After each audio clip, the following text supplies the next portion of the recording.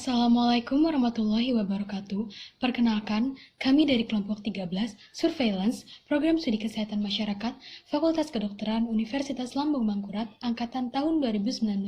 Sebelumnya, izinkan saya dan teman-teman saya untuk memperkenalkan diri. Nama saya Nisnawati dengan NIM 19109122200011.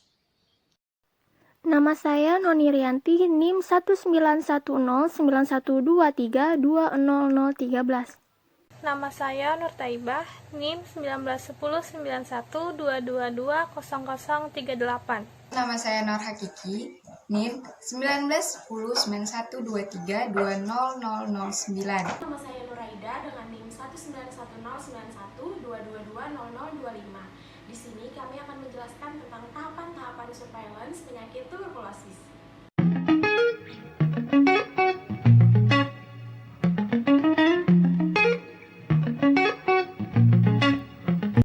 Tahapan yang pertama yaitu pengumpulan data. Pengumpulan data merupakan awal dari rangkaian kegiatan untuk memproses data selanjutnya. Data yang dikumpulkan memuat informasi epidemiologi yang dilaksanakan secara teratur dan terus-menerus, serta dikumpulkan tepat waktu. Pengumpulan data dapat bersifat pasif yang bersumber dari rumah sakit, puskesmas, dan lain-lain, maupun aktif yang diperoleh dari kegiatan survei. Proses pengumpulan data diperlukan sistem pencatatan dan pelaporan yang baik. Secara umum, pencatatan di puskesmas adalah hasil kegiatan kunjungan pasien dan kegiatan di luar gedung, sedangkan pelaporan dibuat dengan merekapitulasi data hasil pencatatan dengan menggunakan formulir tertentu. Jenis data dibagi menjadi dua, yaitu data primer atau data yang diambil langsung ke lapangan dan data sekunder atau data yang didapatkan dari rumah sakit, puskesmas, dan sumber data lainnya.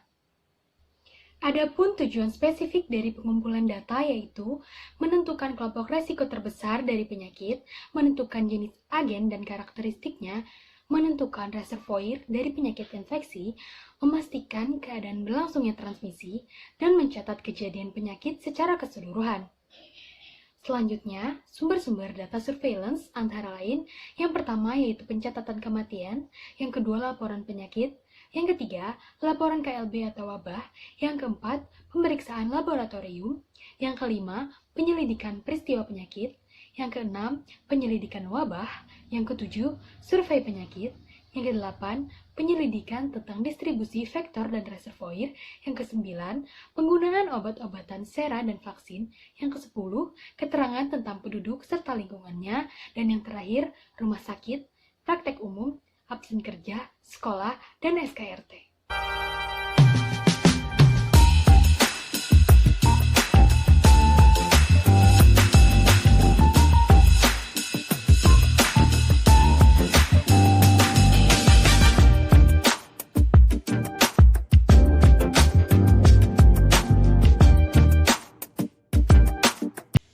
Langkah yang kedua yaitu pengolahan data.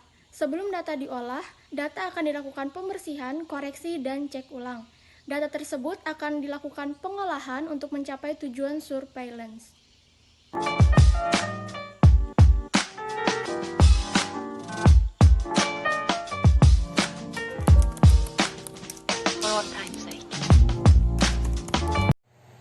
Langkah selanjutnya adalah analisis data.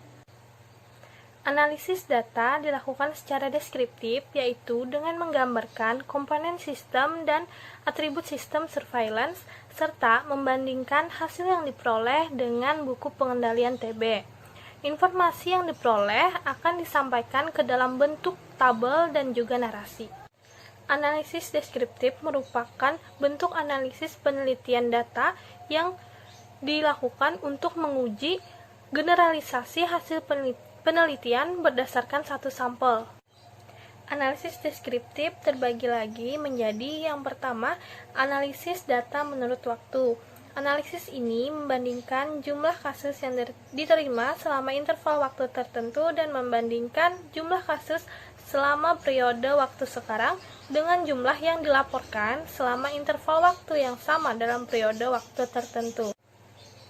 Yang kedua yaitu analisis data menurut tempat, yaitu dengan mengetahui tempat pemajaan terjadi, bukan tempat laporan berasal. Mengetahui kemungkinan sumber-sumber pencegahan akan menjadi sasaran yang efektif.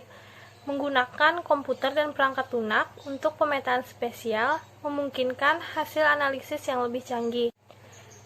Yang ketiga, ada analisis data menurut orang. Analisis ini menggunakan data umur, jenis kelamin, status perkawinan, pekerjaan, tingkat pendapatan, dan pendidikan. Semua data dari orang tersebut harus terlengkapi untuk dapat mengetahui sebab kasus terjadi.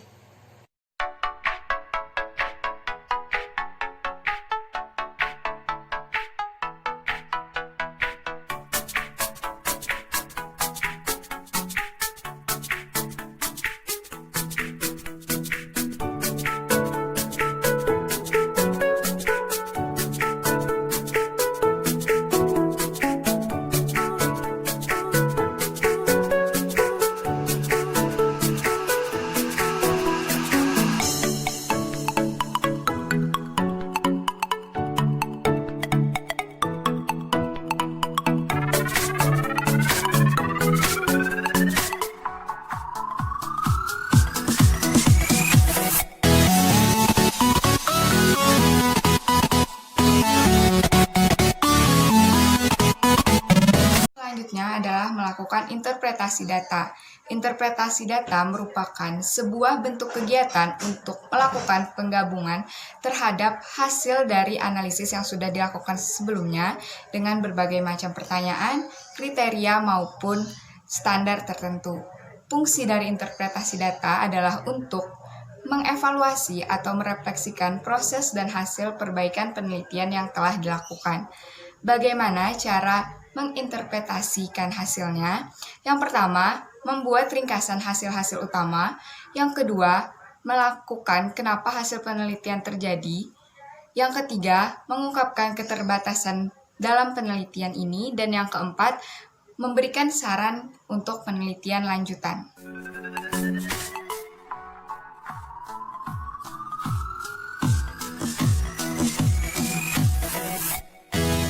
Setelah melalui tahapan pengumpulan data, pengolahan, analisis, dan interpretasi data, penyakit tuberkulosis tersebut akan melalui tahapan terakhir dari kegiatan surveillance, yaitu diseminasi informasi.